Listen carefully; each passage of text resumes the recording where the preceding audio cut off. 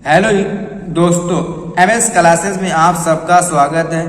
आज हम लोग जो है कक्षा 12 फिजिक्स का जो है पहले लेसन से कुछ मल्टीपल चॉइस के क्वेश्चन फिर एक बार लेकर के आए हैं। जो हमारा पहला लेसन है हमारा वैद्युत क्षेत्र, वैद्युत आवेश तथा क्षेत्र, ये हमारा पहला लेसन है। और इसमें हम लोगों ने बहुत सारे क्वेश्चन किए भी हैं पिछले कई लेक्चर में, 2-3 लेक्चर में। आज हम लोग एक और लेक्चर इसका लिए हुए हैं, जो कि इसमें भी हम लोग कुछ प्रश्न को करेंगे मल्टीपल चॉइस के। तो देखिएगा इसमें हम लोग कौन सा प्रश्न करेंगे, ये हम लोग को ध्यान से देखना है। एक एक प्रश्न हम लोग करते चले जाएंगे, जितने भी महत्वपूर्ण प्रश्न लगे वो हम लोगों ने लिया हुआ है। ये यहाँ पर प्रश्न संख्या 25 लिखा है कि इसका मतलब ये कि इसके पहले लेक्चर तक इस अध्याय से हम लोगों ने 24 प्रश्न कर लिया हुआ है। देखिए लिखा है कि निम्नलिखित में किस राशि का मात्रक वोल्ट प्रति मीटर है। क्वेश्चन कह रहा है कि कौन सी ऐसी राशि है जिसका मात्रक वोल्ट प्रति मीटर होता है। तो हम जानते हैं कि यहाँ पर जो है लिखा है कि विद्युतीय फ्लक्स, तो विद्युतीय फ्लक्स का मात्रक वोल्ट प्रति मीटर नहीं होता है। विद्युतीय विभव का मात्रक केवल वोल्ट होता है। यहाँ पर विद्युत धारिता लिखा है, इसका मात्रक हम जानते हैं कि फैराडे होता है।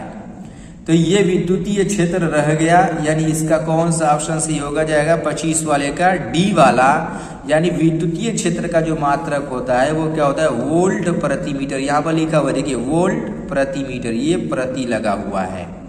कह रहा है कि किसका मात्रक है, तो हम जानते हैं कि विद्युतीय क्षेत्र का मात्रक हो जाएगा। अब देखिए हम लोग क्वेश्चन नंबर 26 देखेंगे।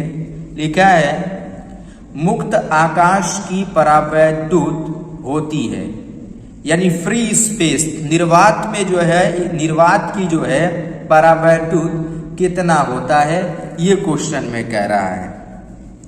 तो यहाँ पर हम लोग जानते हैं कि एप्सिलॉन नॉट का जो वैल्यू होती है, हम लोग पढ़े हैं कि एप्सिलॉन नॉट का मान होता है कि 8.85 × 10⁻⁻12।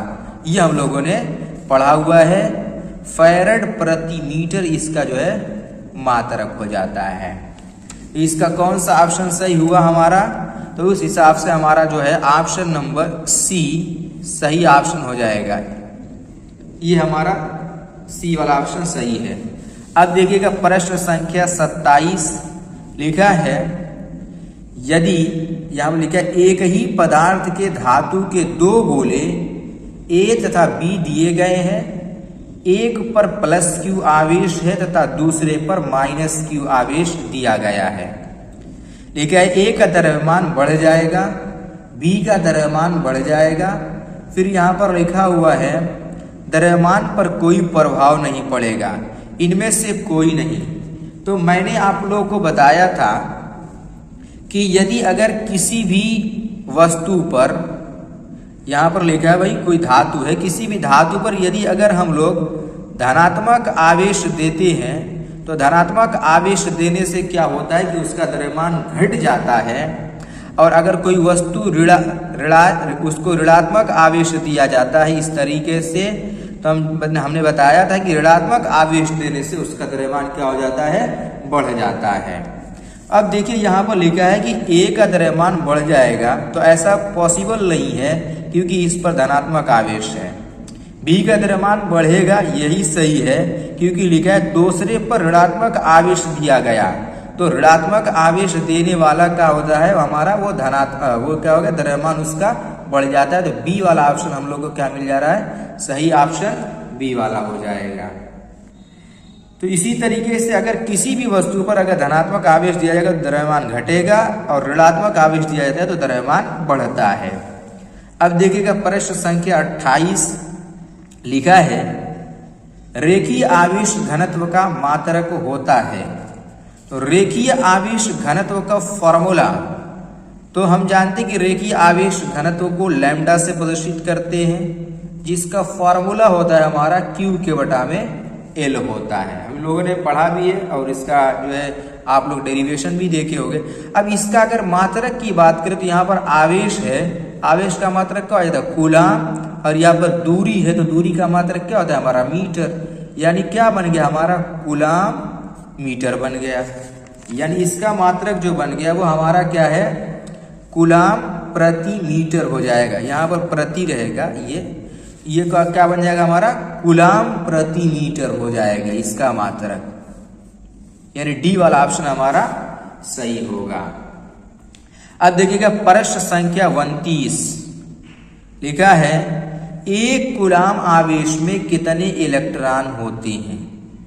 क्वेश्चन में कह रहा है कि एक कूलाम आवेश के अंदर इलेक्ट्रॉनों की संख्या कितनी होती है, ऐसा क्वेश्चन में पूछा हुआ है। तो यहां पर हम लोग ये जानते हैं कि एक कूलाम आवेश, देखिए एक कूलाम आवेश अलग चीज हो गई और एक इलेक्ट्रॉन अलग हो गया। हम ये जानते हैं कि Q बराबर NE होता है, तो यहाँ पर N की वैल्यू क्वेश्चन में पूछा है कि कितना होगा। Q का मान 1 दिया है और E का मान हम जानते हैं कि कितना होता है 1.6 गुणे 10 की घात -19 होता है। अब यहाँ से N का मान जब निकालेंगे तो N बराबर हम लोगों को क्या मिलेगा 1/1.6 गुणे 10 की घात -19। दशमलव हटा के ऊपर 0 बढ़ा देंगे, कट जा रहा है तो काट देंगे, देखिएगा 16 से पूरा कट जाएगा। अब यहाँ से जो है इसको 16 से भाग दे लो, जाएगा तो है नहीं, दशमलव लगा के यहाँ पर 0 बढ़ाएंगे तो 16 6 का कितना हो जाएगा 96। फिर यहाँ पर हमारा जो है 4 बच जाएगा, फिर यहाँ पर जो है 0 बढ़ा देंगे तो 16 दूना 32 हो जाएगा हमारा। फिर यहाँ पर अभी 8 बच गया तो 16 5 80, 0 बढ़ाने में क्या हो जाएगा 80, तो 16 5 80, यानी यहाँ पर हमारा कितना आ रहा है 0.625 गुणे 10 की घात। अब ये 10 की घात -19 ऊपर जाएगा तो क्या हो जाएगा प्लस में हो जाएगा। हम जानते हैं कि एक अंक पर दशमलव लिखा दिए, ये हो जाएगा 6.25 और इसमें से एक ही 10 निकल के आया तो गुणा होकर के 6 दशमलव बनाया है। ये 10 की घात कितना हो जाएगा हमारा 18 हो जाएगा। अब देखिए ऐसा ऑप्शन में कहीं दिख रहा है, हम देख रहे हैं कि ऑप्शन नंबर सी हम लोगों को दिखाई दे रहा है। ये माइनस में ये नहीं हो सकता, ये एक इलेक्ट्रॉन का मान है, ये तो इलेक्ट्रॉन का द्रव्यमान है, द्रव्यमान तो कहीं पूछा ही नहीं है। तो सी वाला ऑप्शन हमारा क्या हो जाएगा राइट ऑप्शन हो जाएगा। अब देखिएगा यहाँ पर प्रश्न संख्या 30 लिखा है कि निर्वात की विद्युतशीलता एप्सिलॉन नॉट का मात्रक होता है। निर्वात की विद्युतशीलता के एप्सिलॉन नॉट का मात्रक क्वेश्चन में पूछा है। तो अब देखिए यहाँ पर हम ये जानते हैं कि F बराबर हमारा होता है कि 1/4 pi epsilon not Q square के बटा में R स्क्वायर, ये फॉर्मूला होता है हमारा। इसमें इसका मान पूछा हुआ है, तो अगर एप्सिलॉन नॉट को इधर कर दे तो आपका 1/4 पाई और यहाँ पर हमारा हो जाएगा 1/4 पाई और यहाँ पर हमारा क्या हो जाएगा ये बटे में F आ जाएगा और यहाँ पर Q स्क्वायर के बटा में R स्क्वायर हो जाएगा। मात्रक पूछा है तो यहाँ पर देखो ये Q आवेश है, तो आवेश का मात्रक क्या होता है, आवेश का मात्रक कूलाम होता है, तो यहाँ पर स्क्वायर है तो यहाँ पर स्क्वायर लग जाएगा। बटे में यहाँ पर न्यूटन है, फोर्स लग रहा है, ये बल है, F क्या है बल है, तो इसका मात्रक क्या हो जाएगा न्यूटन। और यहाँ पर दूरी है तो दूरी का मात्रक मीटर होता है, तो यहाँ पर देखो R पर स्क्वायर, तो यहाँ पर मीटर स्क्वायर लग जाएगा। अगर इसको लिखना है तो कैसे लिखेंगे हम लोग, इसको लिखेंगे कि कूलाम स्क्वायर प्रति न्यूटन प्रति मीटर स्क्वायर, इस प्रकार से हम लोग लिखेंगे। अब देखिए इसमें कहीं मैच कर रही है क्वेश्चन में, तो हम लोग देखिए यहाँ पर देखिए डी वाला ऑप्शन लिखा हुआ है कि कूलाम न्यूटन प्रति मीटर स्क्वायर यहाँ पर दिया हुआ है, यानी इसका जो ऑप्शन सही होगा वो डी वाला ऑप्शन राइट हो जाएगा। इसी तरीके से प्रश्न संख्या 31 देखिएगा, लिखा है कि किसी वस्तु पर आवेश की न्यूनतम मात्रा कम नहीं हो सकती है। किसी भी वस्तु पर आवेश की न्यूनतम मात्रा कितनी नहीं होगी, कम नहीं होगी। किससे कम नहीं होगी, तो हम ये जानते हैं कि किसी भी वस्तु को यदि अगर आवेशित किया जाता है तो कम से कम कितना दे सकते हैं, 1 कूलाम आवेश, उसे 1 इलेक्ट्रॉन कितना, कम से कम 1 इलेक्ट्रॉन दिया जा सकता है। क्योंकि हम बटे में ये 2 के बटा में 3 के बटा में 2, 1 बटा में 2 दशमलव में बटा में इलेक्ट्रॉन नहीं देते, जब भी देते हैं तो पूर्णांक में दिया जाता है। 1 इलेक्ट्रॉन दे दिया, 5 इलेक्ट्रॉन दे दिया, 100 इलेक्ट्रॉन दे दिया, 500 इलेक्ट्रॉन दे दिया, मतलब जब भी देंगे तो उसको पूर्णांक में देंगे, तो कम से कम कितना दे सकते हैं, 1 इलेक्ट्रॉन।